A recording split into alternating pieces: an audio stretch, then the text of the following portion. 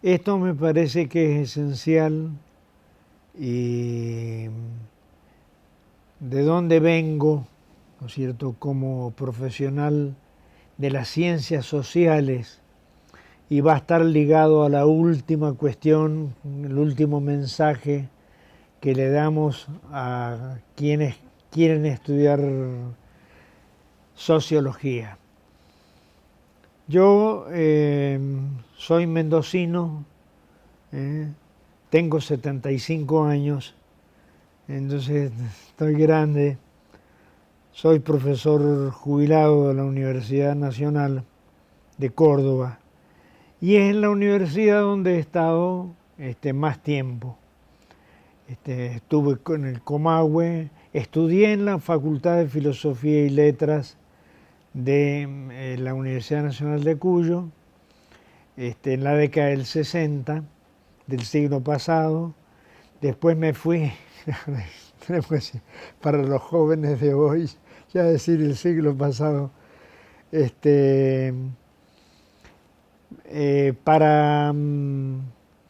fui profesor en la Universidad Nacional de Comahue, fui funcionario, secretario académico, y de la Escuela de Ciencias de la Educación, y después profesor en la Facultad de Historia, Filosofía, y no era Filosofía y Historia, sino Humanidades, Facultad de Humanidades, que estaba en Neuquén. Yo vivía en Chipolete, son 7 kilómetros de... La universidad en la que estudié, la Universidad Nacional de Cuyo, había tenido como tradición anterior al tomismo. Felizmente a mí no me tocó eso. En la década de los 50, ¿no es cierto?, era tomista.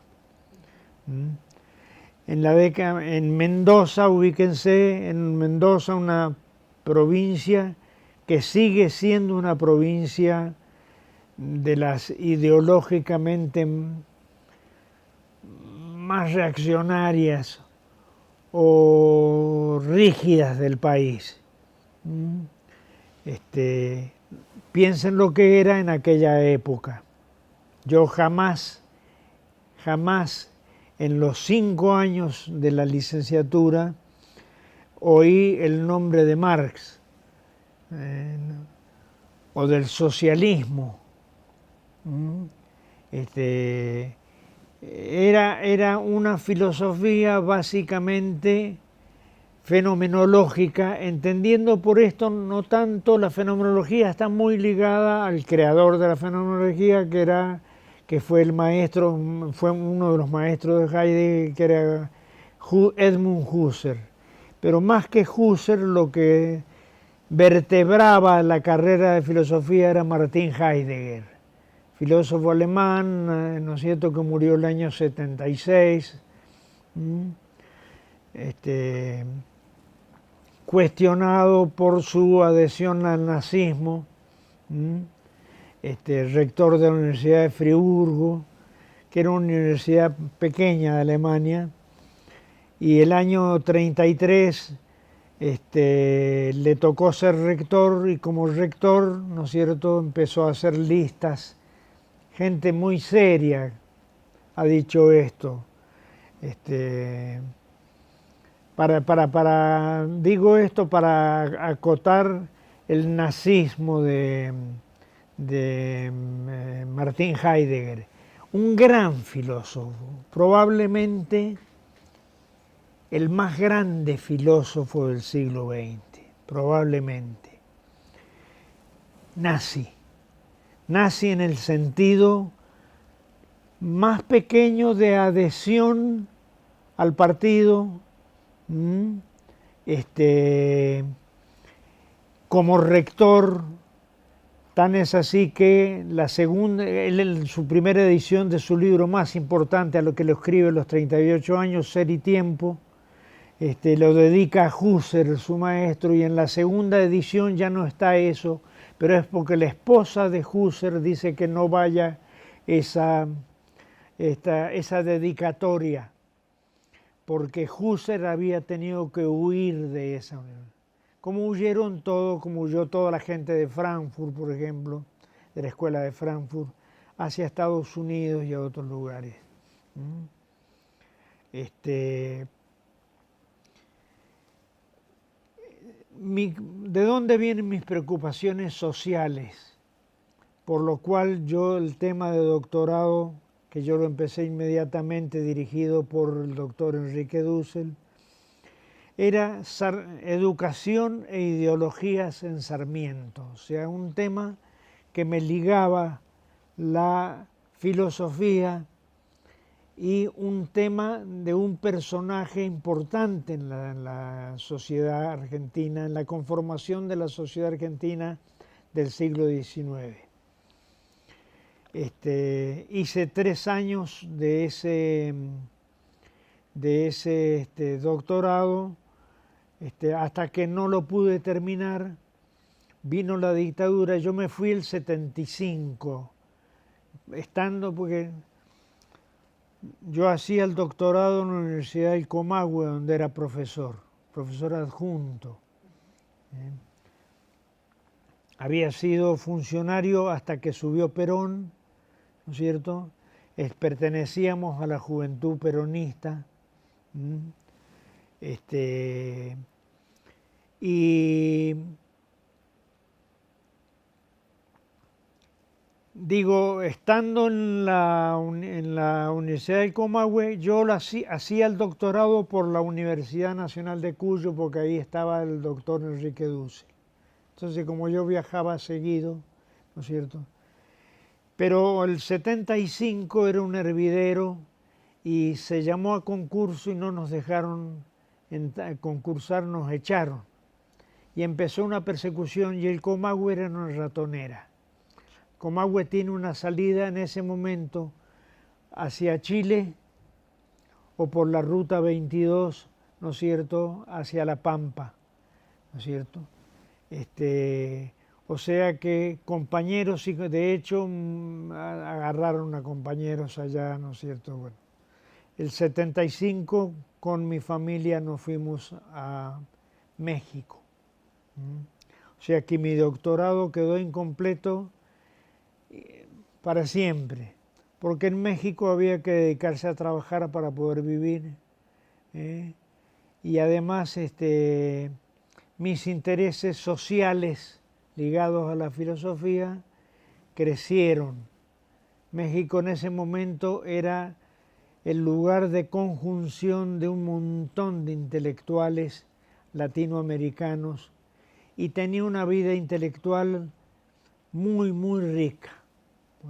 Colegio de México, la UNAM, ahí conocí gente muy importante como Teotonio dos Santos, por decir, estaba Sánchez Vázquez, estaba que escribió Leopoldo Sea, que escribió América en la Historia, ligado también a la línea filosófica que había creado Enrique Dussel, que se llamaba Filosofía de la Liberación, que hoy prosigue, pero yo no estoy un poco al margen de eso porque estoy en proyectos y estudios sociales, filosóficos sociales.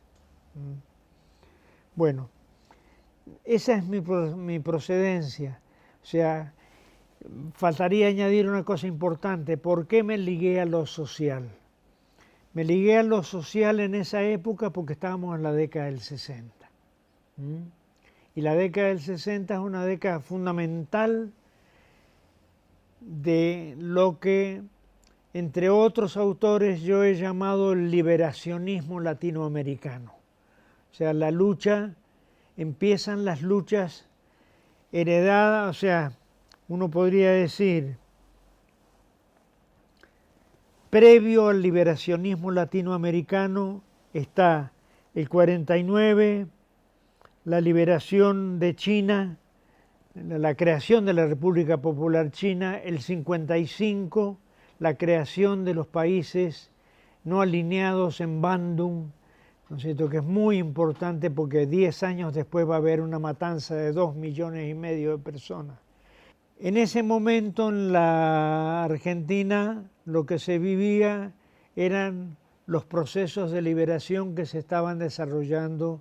Había habido ya un golpe de Estado en Brasil el año 64 que estableció una dictadura. El 73 va a ser en Uruguay, nosotros en el 66 con Onganía. La caída de Perón el año 55, el bombardeo a Plaza de Mayo, ¿no es cierto?, donde hay 300 muertos y 700 heridos. Esa época lleva a que uno o se meta en los estudios, se tape los oídos y diga voy a estudiar filosofía y voy a estudiar, por ejemplo,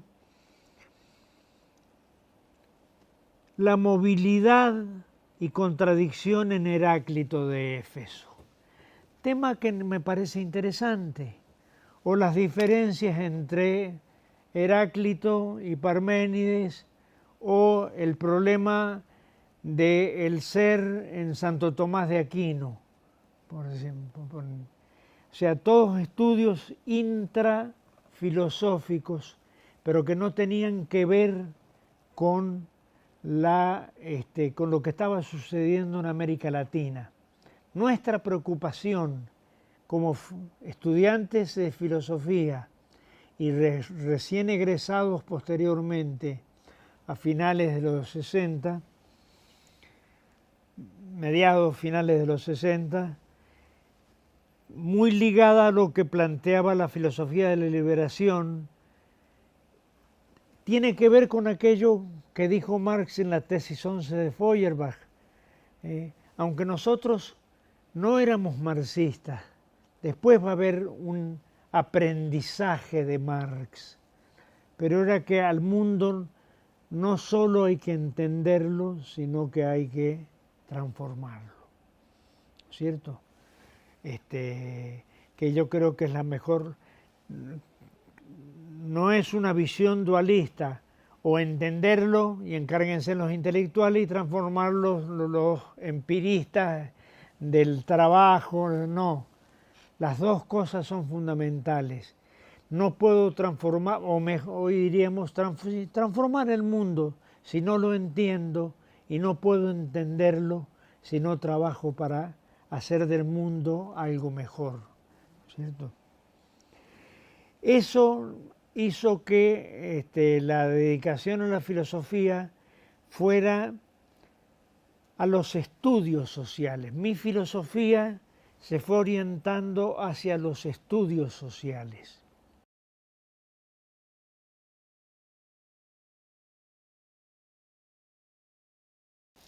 Yo en México me dediqué totalmente al trabajo intelectual, tanto que no valoré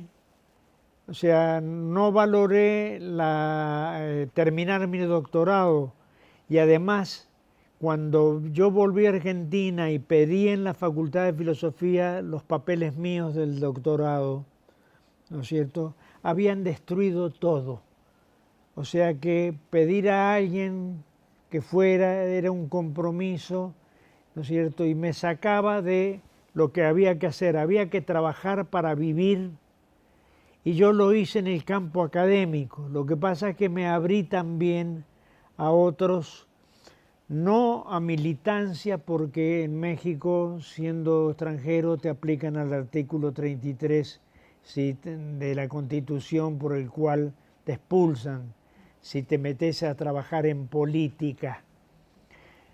Pero sí había una gran libertad para hacer filosofía y decir lo que uno quisiera, ¿no es cierto? Y entonces allí trabajé fuertemente, allí me puse a estudiar fuertemente el marxismo, entre otras corrientes, para entender que el mundo, que si el marxismo solo, el marxismo era absolutamente necesario para entender el mundo, pero no solamente el marxismo, sino que había que engancharse con otras corrientes, ¿no es cierto? Pero para poner ejemplo, en psicología, en psicología y en sociología dominaban el estructural funcionalismo, ¿no es cierto?, de una manera total en México. Nosotros teníamos otra visión, ¿no es cierto?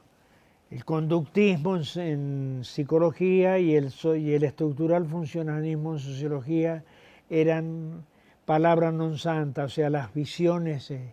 Y había que luchar contra eso, ¿no es cierto?, proponiendo no solamente abrirse a una visión que el marxismo proponía, sino también a otras corrientes. A mí me tocó trabajar con los fromianos. Fui profesor en la escuela, en la escuela fromiana de psicología, donde los fromianos en ese momento yo lo que enseñaba allí era el problema de la dialéctica en Hegel, Feuerbach y Marx, para ligarlo a lo que planteaban los fromianos. No hay que olvidarse que Fromm viene de la escuela de Frankfurt, pero Fromm hizo algo mucho más que el autor de la... En Argentina, perdón, había se lo tomaba a Fromm como un livianito, ¿no es cierto?, y al autor del hombre unidimensional como el gran hombre que vivió muy bien pagado en California. Fromm se fue a México, no sé, y en México trabajó con los campesinos. Él creó la categoría de carácter social, lo que le permitió hacer trabajo de campo, él y todo un equipo, para estudiar el carácter social de los campesinos. Entonces, eso me ayudó mucho más, ¿no es cierto?, primero a valorizar a Fromm y después a aprender con los fromianos, ¿no es cierto?, todo lo que había aportado esta visión de este hombre de la escuela de Frankfurt, ¿no es cierto? O sea que fui profesor de grado y fui profesor de posgrado, ¿no es cierto?, en la Escuela de Antropología, en la Escuela Nacional de Antropología e Historia, en el Instituto Mexicano de Psicoanálisis, que era el fromiano, Instituto Mexicano de Psicoanálisis, el fromiano, y en un centro interregional donde venían estudiantes de Estados Unidos, de México, de Argentina, todos becarios, etc. Y allí, ¿no es cierto?, yo di paradigma marxista, ¿no es cierto?, di eso. Pero no estaba dedicado, escribí y en términos de acción social, de compromiso social, me ligué cuando después de la Revolución Sandinista, ¿no es cierto?, el año Otto Maduro, filósofo, y Enrique Dussel, Otto Maduro, filósofo venezolano, probablemente pariente, tío de el actual Maduro, presidente de Venezuela. Y Enrique Dussel me invitaron a dar cursos en Nicaragua bajo esta premisa. La revolución nicaragüense se llama a sí misma cristiana y socialista. Entonces iban muchos cristianos allí, pero de socialismo, ¿qué saben ustedes? Entonces yo preparé un libro que después lo edité en Córdoba, que se llama Lectura Latinoamericana del Capital, y y viajé hasta el 84, ya estando acá, pues yo volví en mi último viaje, yo viajé el 81, 82, 83 y 84 y daba cursos a líderes campesinos, ¿no es cierto? Haciendo ver la importancia de que conocieran esta dimensión también y a ver cómo ellos. Y yo me quedaba después, y ahí escuché una vez una cosa muy importante de un líder, porque yo me quedaba a las charlas de ellos, el seminario que era de 10 días, ¿no es cierto?, que se hacía a 25 kilómetros de Managua, una zona, pues Managua es de un calor terrorífico, pero a 25 kilómetros en una casa que había sido de Luis Somoza, ¿no es cierto?, subiendo, las nubes entraban para la casa, era increíble, una temperatura ideal. Allí hacíamos los seminarios. Ellos se dividía el trabajo del seminario de ese curso de 10 días en estudios bíblicos que ellos hacían y por otro lado en estudios filosóficos, el Capital en concreto, ¿no es cierto?, que los tuve yo, pero yo los escuchaba a la noche a ellos. Y una vez escuché una cosa muy importante de uno de ellos, un cristiano de ellos, que dijo, para mí Dios, esto que hablamos tanto de Dios, para mí Dios son los otros, rompiendo con todo el trascendentalismo agustiniano hasta hoy. Por eso las mujeres no pueden ser sacerdotes, y la Iglesia, a pesar de que un hombre como Francisco es muy abierto, sigue teniendo con la cuestión sexual un problema irresoluble. Pero eso viene del dualismo agustiniano y Agustín lo recibió de la traducción de, esto no me voy a extender en esto, pero voy a decir, el pensamiento semita no era dualista, pero cuando se tradujo la Biblia, la tradujeron los 60, se llama la traducción 12, la tradujeron al griego, la tradujeron a una cultura dualista, y de ahí salió la psique, que era el alma. Entonces cayeron presos sin darse cuenta en el mito platónico de la caverna. Las almas estaban en actitud de theorao, viendo a Dios, girando en torno a Dios. Y por un desequilibrio caen a la tierra. Entonces somos mezcla de tierra, o sea, la carne nuestra, y alma, seres desgraciados. La muerte es la liberación del cuerpo y de sus pasiones, de todo lo que nos tira para abajo, y es el retorno a la situación de theorein o theorao, ¿no es cierto?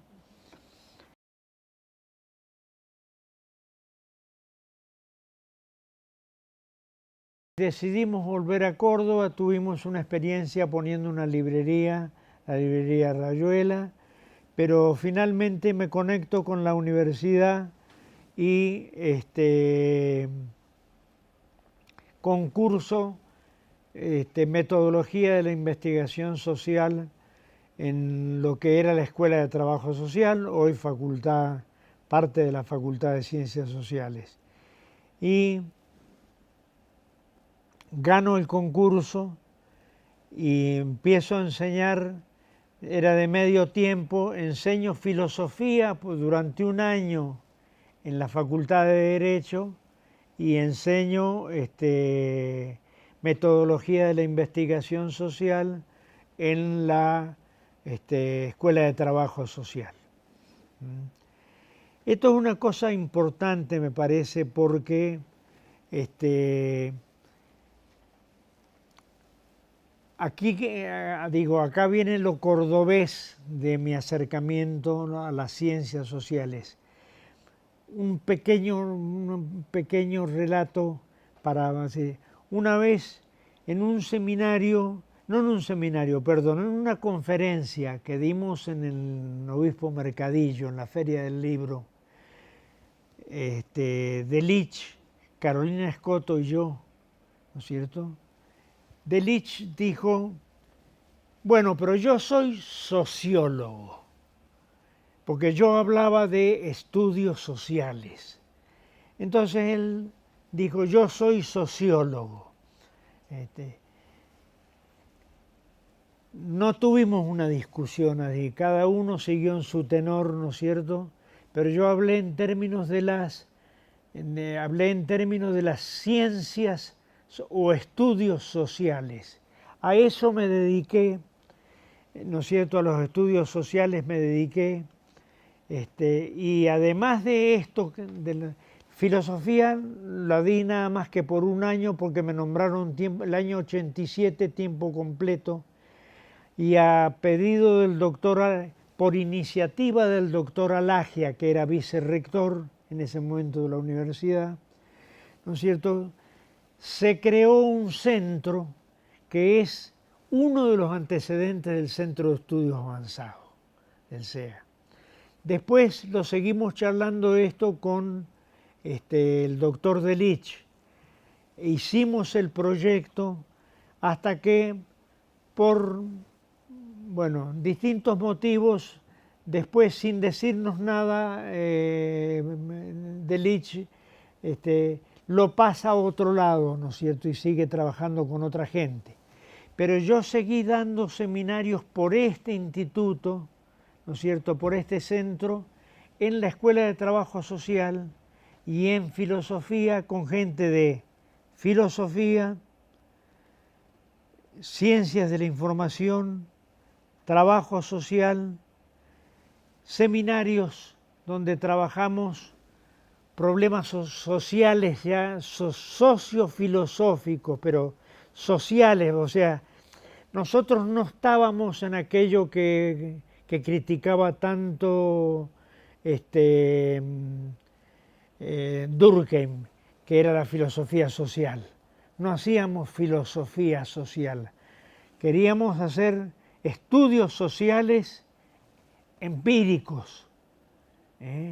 Entonces, por ejemplo, cuando trabajamos, para ponerte un ejemplo, 3 meses estuvimos trabajando el libro de Laclau sobre Perón o muerte, Perón o muerte es, también lo trabajamos después, ideología y hegemonía y estrategia socialista, ¿cierto?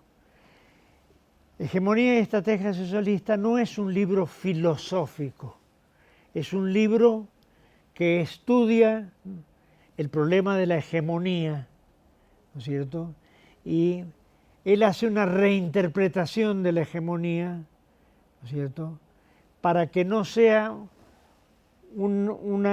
para que no dé una visión, para que no, o sea, lo saca de ser un concepto filosófico y para hacerlo ver como un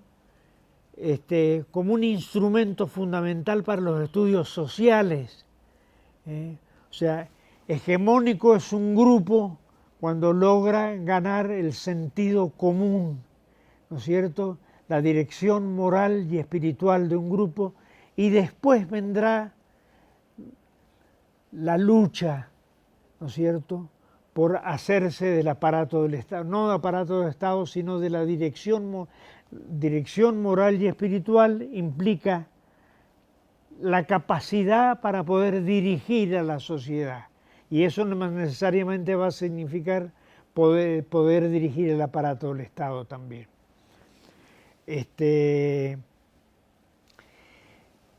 Otro libro que trabajamos fue Perón o muerte, de Verón. Ensayo sobre, el subtítulo es Ensayo sobre el discurso peronista.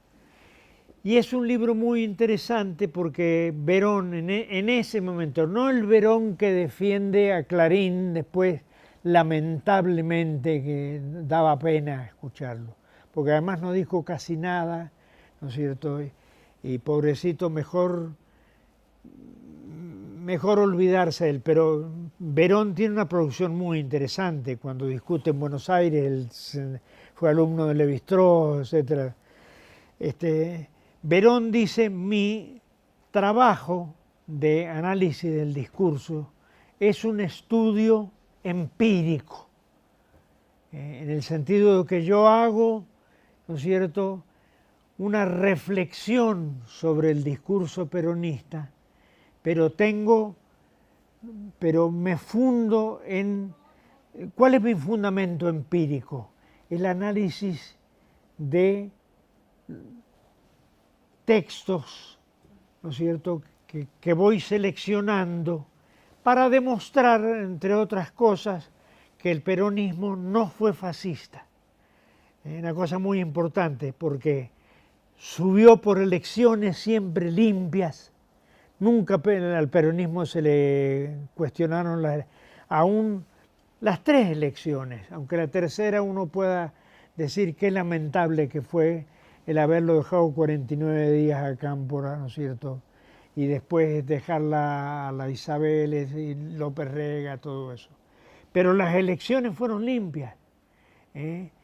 Además, los sindicatos, se decía que el peronismo era como el fascismo, porque Perón había estado, ¿se acuerdan?, en el 38, del 38 al 40 creo, había estado como agregado militar en la Italia de Mussolini. Y entonces se decía, Perón aprovechó ahí y trajo, por ejemplo, la dependencia de los sindicatos del Estado. Y los sindicatos no eran parte del Estado, que es una cosa importante. O sea, Mussolini planteó, que esto es para pensarlo, el año 27, 1927, Mussolini saca la Carta del Trabajo. Y la Carta del Trabajo, que muchos creen que la puso el peronismo, la puso la revolución, entre comillas, libertadora, para poder entenderse. Lo que pasa es que la concepción del trabajo que el peronismo había hecho cuando se cambia la Constitución del 49, había una concepción, ¿no es cierto?, sacada de la teoría social cristiana, pero Enrique Arturo Sampay era una gran cabeza que fue el que tuvo a cargo la redacción de la Constitución, ¿no es cierto? Eso fue eliminado después del golpe de Estado que lo baja Perón, y el 57, en la reforma constitucional se elimina todo eso, pero para poder entenderse con los trabajadores se pone la Carta del Trabajo. Si uno toma la Carta del Trabajo, la lettera en italiano es la lettera del no es trabajo, la lettera del lavoro.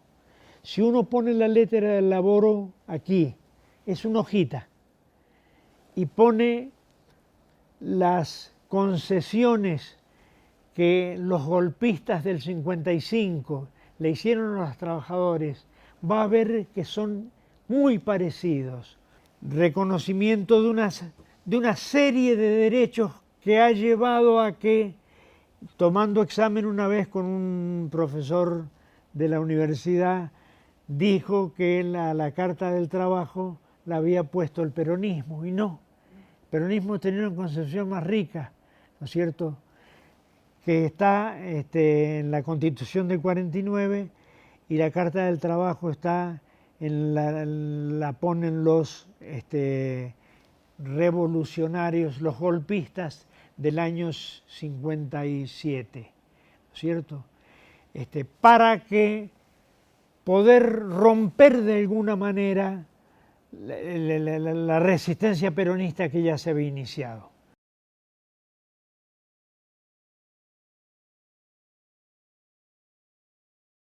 Los cursos que quienes estuvimos dando esos cursos por separado, pero por este centro, que tenía un nombre largo, no sé,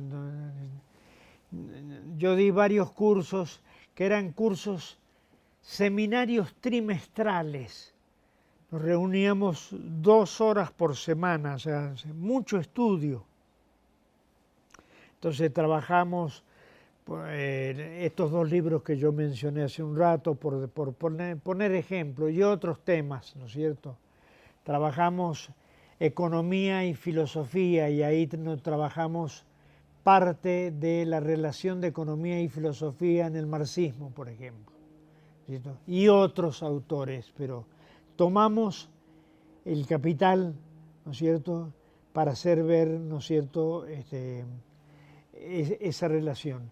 También trabajaba Eduardo Bajo, un profesor ya fallecido hace algunos años, que daba cursos en la Escuela de Historia.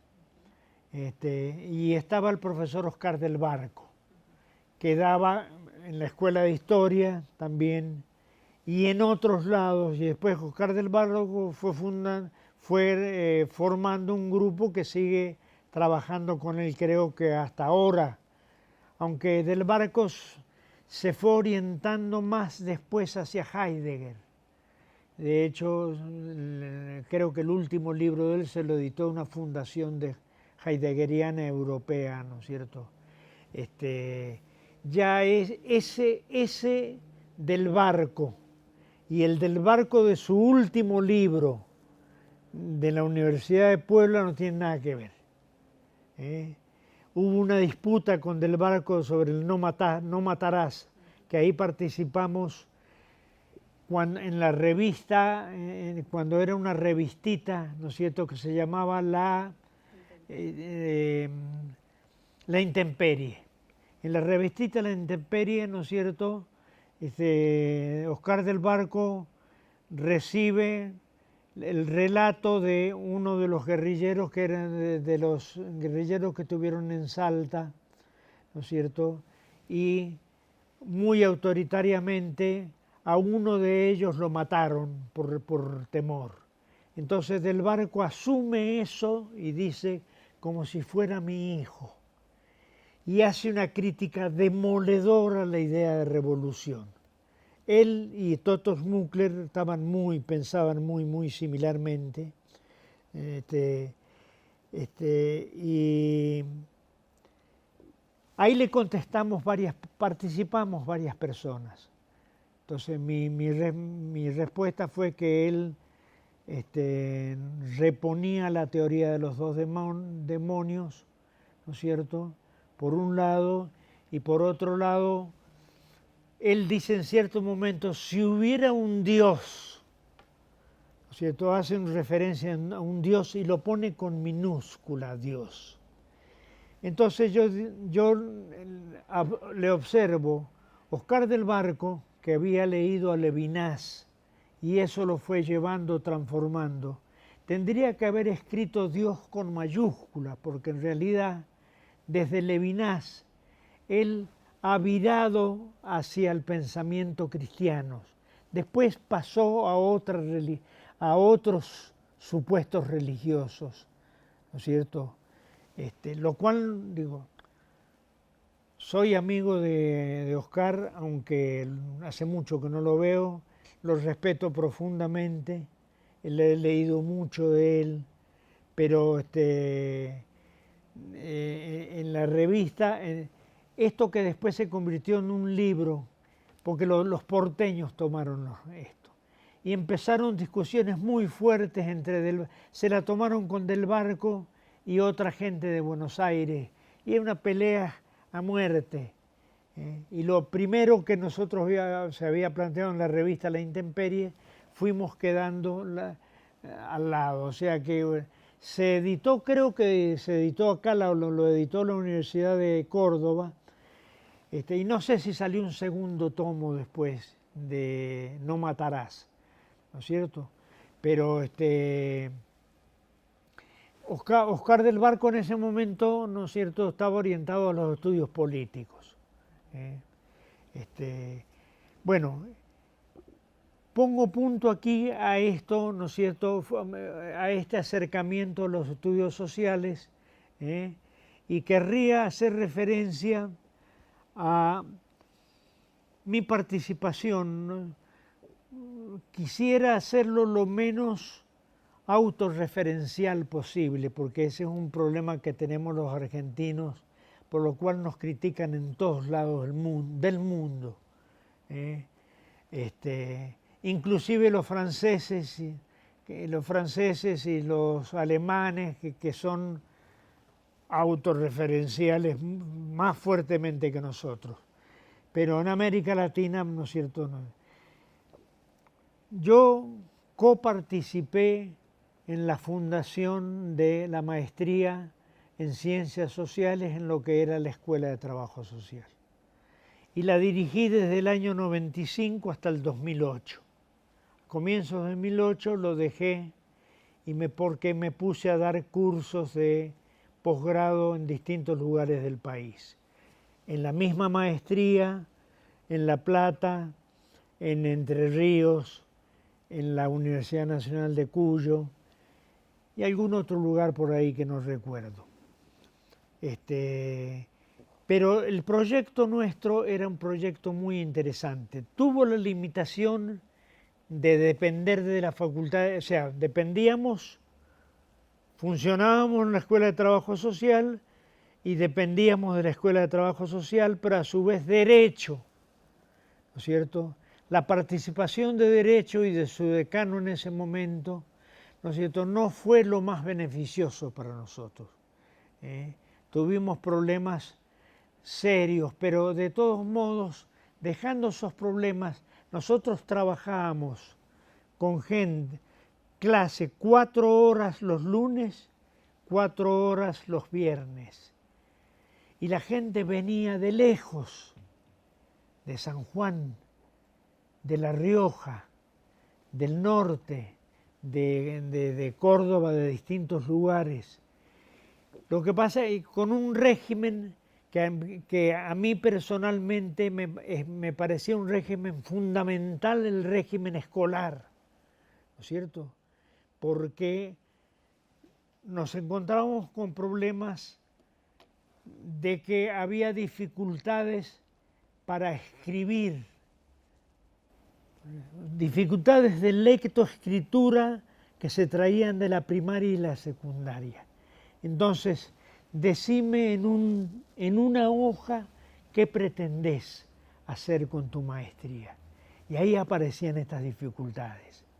Entonces, me parecía que era enormemente necesario la escolaridad. Lo llevamos un tiempo así, pero después las condiciones objetivas hicieron que cambiáramos, porque la gente no podía, ¿no es cierto? Dos cosas. Tuvimos que recurrir a profesores de Buenos Aires en su mayoría, aunque algunas materias las daban profesores de acá. Pero las materias más importantes, por ejemplo, metodología de la investigación de su parte cualitativa, la daba Irene Basilachis y gente del grupo de Irene Basilachis. No teníamos gente acá que enseñara, ¿no es cierto?, análisis del discurso, entrevistas, las distintas formas de entrevista en profundidad, ¿no es cierto? Entonces venía gente de Buenos Aires a dar los cursos. Y los problemas financieros nos fueron asfixiando, con lo cual tuvimos que recurrir a un sistema del que sufren los posgrados argentinos, que es el problema de un sábado por mes, 2 días. Lo sufre porque yo lo he tenido que dar así en los distintos lugares donde iba, y eso mata al profesor y mata al alumno, porque en 3 fines de semana yo tengo que haber dado las 28 horas, ¿no es cierto? Entonces, a mí, ¿qué me ocurría en La Plata? Para poner un ejemplo, que eso lo vi hablando con un montón de profesores. Teníamos de 9 a 1 y de 2 a 6. La gente, teníamos alumnos colombianos, etcétera, todo, paraba en Buenos Aires, había gente de La Plata. Entonces la gente de Buenos Aires tenía que tomar el tren o el ómnibus que demora 1 hora. Entonces empezábamos no a las 9 sino a las 10:30. Y después de 1 hora la gente está cansada. Entonces se achicaba el tiempo y en la tarde pasaba lo mismo, porque se iba a comer, ¿no es cierto? Y la ida a comer eran varias cuadras, entonces se comenzaba más tarde y después la gente empezaba, tengo que ir, ¿por qué tal cosa, por esto? Porque, bueno, esto sucede en todos los posgrados de Argentina, ¿no es cierto?, que se hacen en fines de semana, lo cual restó calidad. Una chica o un chico de Colombia, ¿por qué venía a La Plata? Porque allá son carísimos los estudios sociales, los posgrados, mientras que acá le convenía pagar, en la época, estoy hablando cuando yo lo daba, año entre el 2008 y el 2013, pagaban 300 pesos por mes, se pagaban el avión y se pagaban el hotel, y le salía mucho más barato que lo que le salía estudiarlo en Colombia, que eran miles de dólares. El proyecto de la maestría, nuestra maestría, digo nuestra porque me siento parte de ella, porque fui 8 años director, el año que viene cumple 25 años.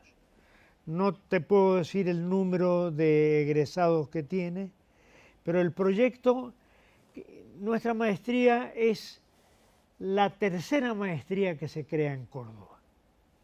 Y la idea era elevar la formación de los profesores para que en su trabajo con los estudiantes, ¿no es cierto?, hubiera una transmisión más rica, ¿no es cierto? O sea, el asunto era, si yo quiero mejorar al alumno, tengo que empezar a los alumnos, tengo que empezar por mejorar a los profesores.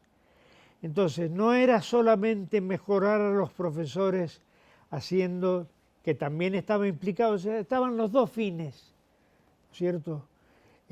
Por un lado eso, y por otro lado el tema de los estudiantes, porque nos llegaban estudiantes. Yo estaba simultáneamente en posgrado y grado, y yo veía el nivel de los estudiantes. Nuestros estudiantes llegaban con problemas de lectoescritura, que aparecían en los trabajos de maestría. Entonces uno devolvía el trabajo a cuando hacía la corrección los distintos profesores, haciendo hasta corrección de ortografía.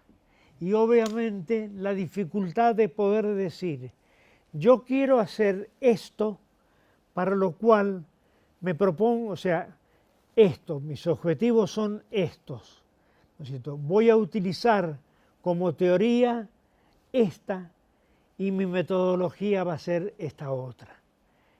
Decir eso en una página o 2 páginas les costaba enormemente a alumnos que eran egresados. Esos son problemas de lectoescritura. Entonces nosotros vimos que había que trabajar en profundidad. Por eso la necesidad de los lunes y viernes. Después hubo que renunciar y todas, que yo sepa, excepto las privadas, en el campo privado no sé hoy cómo se hace, porque yo me jubilé y del negotium pasé al otium, ¿no es cierto?, en el sentido clásico, lo que decían los romanos, ¿no es cierto?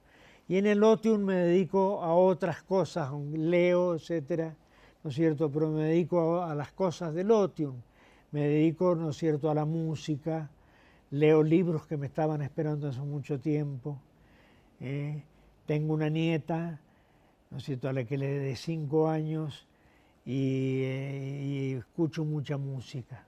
O sea que estoy alejado en ese sentido del mundo académico. mantengo relaciones con la facultad y esta actividad, por ejemplo, que es una pequeña actividad académica, ¿no es cierto? Pero básicamente a los 70 años yo dije, acá cierro el ciclo de mi estudio académico, ¿no es cierto? Tengo hoy 75 años, hace 5 años que... pero la idea era esa, ¿no es cierto? Y creo creo que lo logramos en alguna medida, porque la gente que se presentó a Buenos Aires a hacer el doctorado habiendo hecho nuestra maestría, le decían, pasá prácticamente a hacer este par de seminarios y pasá a hacer la tesis. Y tengo testimonios concretos con nombre y apellido de gente, o sea, veían que tenían habían tenido buenos profesores. No me incluyo yo porque yo era el director de la maestría y no daba clases en la maestría. Pero habían tenido a Irene Basilachis, habían tenido, ¿no es cierto?, tendría que hacer un ejercicio de memoria ahora que no lo... en metodología, habían tenido al doctor Oteiza, que hizo el informe Oteiza sobre el estado de las ciencias en la Argentina y que se presentó al Senado, un libraco que publicó Siglo XXI de unas 500 páginas. Y el informe Oteiza, ¿no es cierto?, versa sobre esta cuestión. Entonces él daba una materia, lo cual implicó ir a Buenos Aires, contarles el proyecto e invitarlos a venir. Había que pagarles pasaje, viáticos, ¿no es cierto?, pasajes, viáticos y bueno, todos los gastos, ¿no es cierto?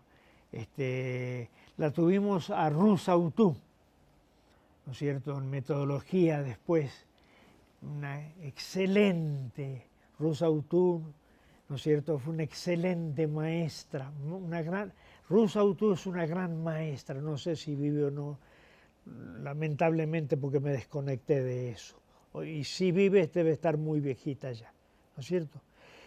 Entonces cuando veían que habían tenido todos esos profesores, Buenos Aires o Flaxo les daba, ¿no es cierto?, por validado todos los estudios, te falta este seminario y esto, y haces tu tesis. La maestría, como tenía un año, el primer año era común a las dos menciones, a la mención en políticas sociales y en metodología de la investigación social, ¿no es cierto? Allí nos sirvieron y prestaron servicios profesores cordobeses, también y profesores de afuera, y en la parte después de la especialización traíamos más profesores de afuera. No quiero olvidarme, bueno, Mario, pero leo para no... Espero no ser injusto con algún profesor o profesora que deje afuera, pero voy a mencionar en primer lugar algo que fue una adquisición para nosotros, tenerlo al profesor Ricardo Costa. No vino desde el principio, él empezó el 97 creo, 97, 98 y estuvo hasta que se jubiló, ¿no es cierto? Tuvimos el honor de tenerlo a Ricardo. Para mí fue un gusto y trabajó y se esforzó porque tenía cursos de 100 alumnos y tuvo muy buena ayudante de cátedra, ¿no es cierto? Una profesora que se llama Soledad,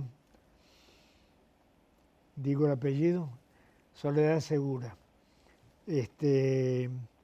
Estuvo la profesora Marta Landa, que dio unos 3 o 4 años sociología 1 y 2 pero después fue,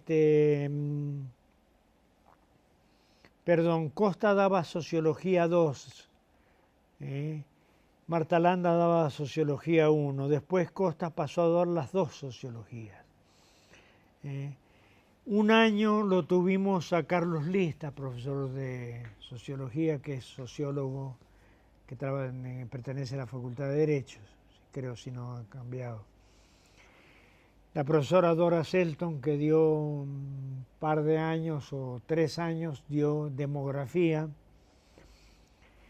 Ya en la década del 90 había llegado a Córdoba el profesor Horacio Crespo, y entonces también tuvimos el honor y el gusto de tenerlo a Horacio Crespo como profesor de Teoría Sociológica 1 y 2, ¿cierto? Mario Navarro también fue, ¿no es cierto?, más joven, pero trabajaba en la especialización, lo que políticas sociales, dando algunos aspectos de Mario Navarro, ¿no?, con ciertas discontinuidades con Mario, pero bueno, Mario participó. Me perdonen quienes no nombro de profesores porque esto, ¿no es cierto?, no me puse a hacer memoria y tendría que ser justo y haber buscado papeles, ¿no es cierto? Y de Buenos Aires les mencioné algunos nombres, ¿no es cierto?, que tuvimos el gustísimo, por ejemplo, de tener a Ruth Sautou. Ruth Sautou, ¿no es cierto?, es una figura en la Argentina, ¿no es cierto?, en los estudios de género, en los estudios sobre pobreza y en los estudios metodológicos, ¿no es cierto?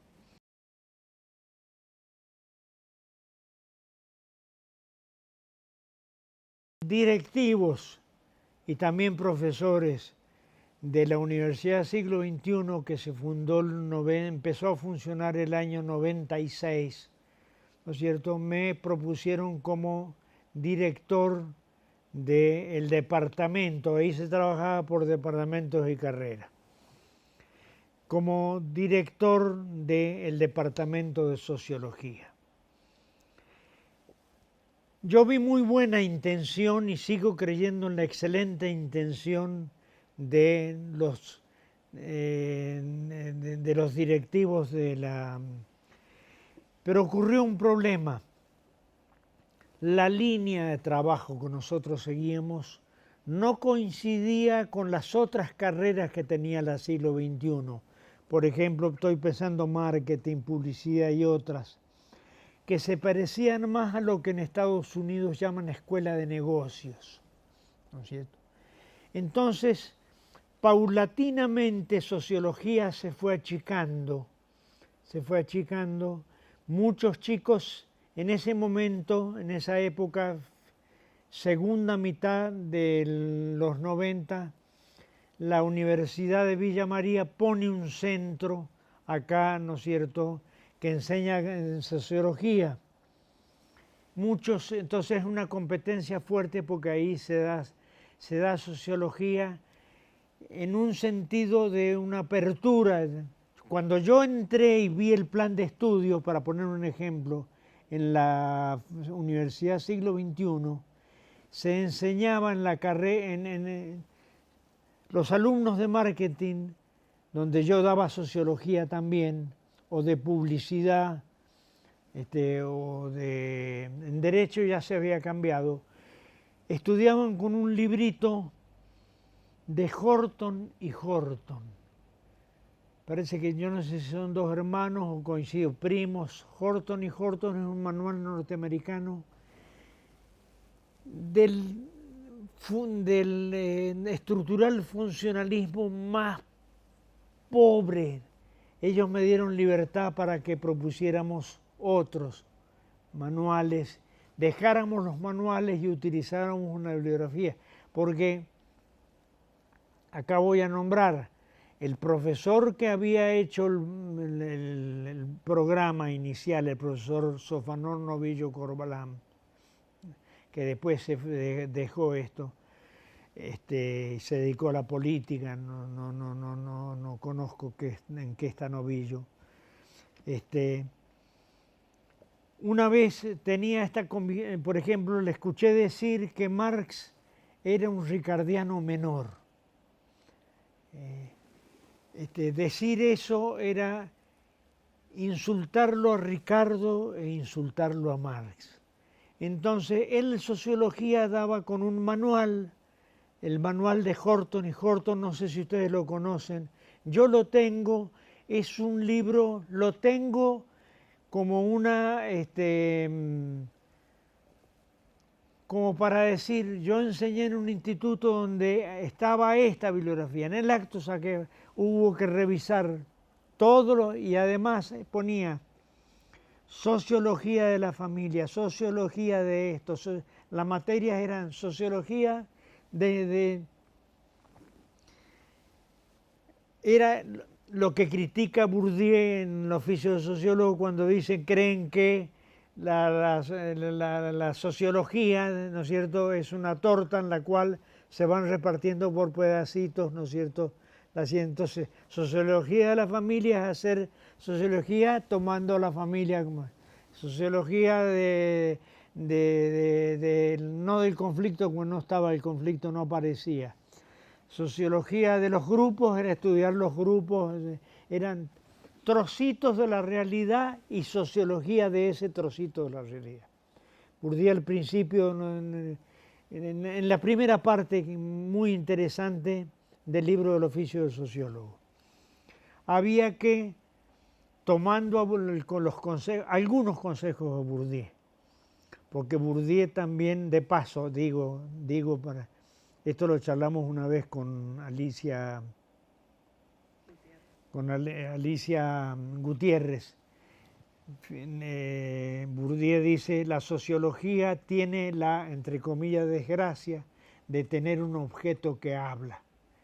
Y yo le dije, no, tiene la bendición. Por eso es más complejo. Es más complejo explicar por qué una persona, ¿no es cierto?, adhiere a un líder que explicar el Big Bang. Lo que pasa es que para explicar el Big Bang no hay que saber tener instrumentos, hay que irse a Bruselas, ¿no es cierto? Entonces, pero en complejidad, el problema de la adhesión de un individuo o el conflicto, ¿por qué mata a su padre?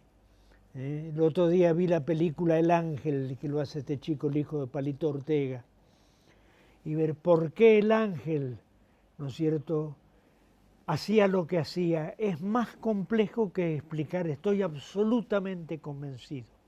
Las ciencias sociales revolucionaron las ciencias, creando objetos más complejos y creando una metodología más compleja que la del paradigma Boudon-Lasserfeld. Y de ahí el nacimiento de las metodologías cualitativas, que cuando yo llegué a Córdoba, en la década del 80, la gente hablaba de metodología cualitativa, pero decía, ¿cómo se hace análisis del discurso? ¿Cuáles son, ¿no es cierto?, las sociologías? O sea, había una dificultad de desconocimiento porque había regido en todas las ciencias, en lo que era ciencia social, el paradigma Boudon-Lasserfeld. O sea, no se había movido un ápice de la metodología durkheimiana. Bueno, el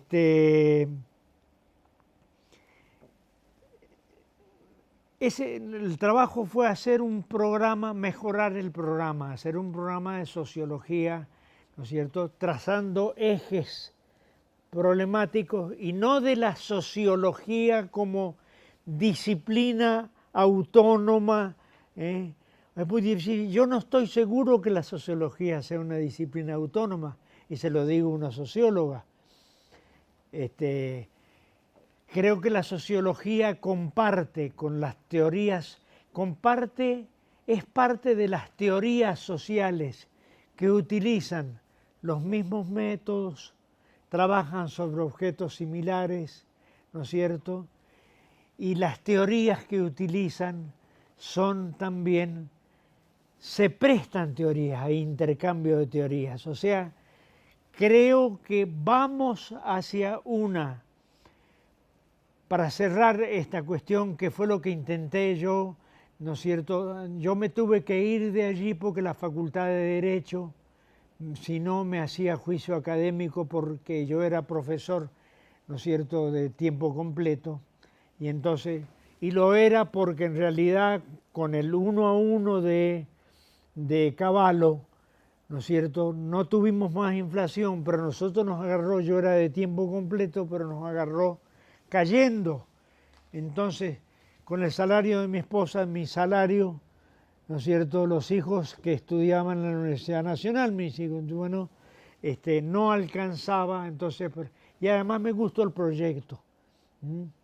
Entonces, cierro, digo, tuve que dejar la dirección, ¿no es cierto?, pero hubo un grupo de chicos, fíjate, añado lo siguiente, tal fue la deserción de chicos que a mí me dijeron, no podés seguir siendo más porque te vamos a pedir cuenta de esto a vos. Lo pusieron a Francisco de Lich de director del departamento y es cuando se cierra la carrera, estando una figura muy importante para la sociología, ¿no es cierto?, como era Francisco de Lich.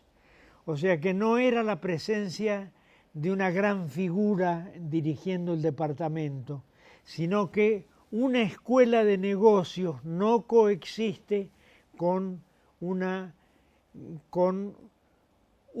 escuela o un departamento que haga estudios sociales. No es redituable, viene menos gente, porque cuando ve lo que se daba, dice, Horton, no me interesa esto. Esto fue al principio, nosotros habíamos mejorado, habíamos puesto buena bibliografía, hacíamos leer autores, pero sociología desapareció y yo no he tenido más contacto con la Universidad Siglo XXI, pero no fue lo que en Buenos Aires intentó ser la Universidad San Andrés, ¿no es cierto?, pero allí hay mucho dinero detrás. Y la gente de San Andrés hoy está diciendo cosas interesantes. Nosotros tuvimos profesores que iban a San Andrés. Por ejemplo, Pablo Vinocur. Pablo Vinocur enseñaba en la San Andrés, ¿no es cierto? Y bueno, le decían, das este seminario, este semestre, y haces esta investigación, este otro, y te pagamos este montón de dinero.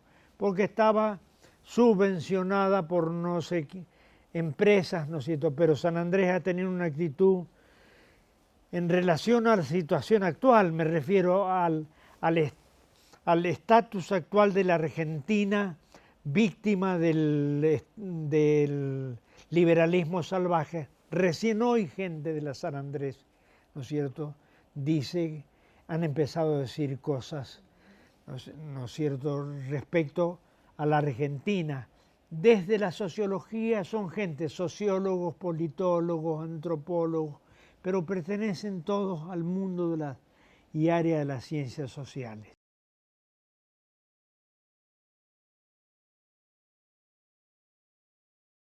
Supongamos que hay un grupo de chicos y chicas que han terminado la escuela secundaria y están pensando qué hacer.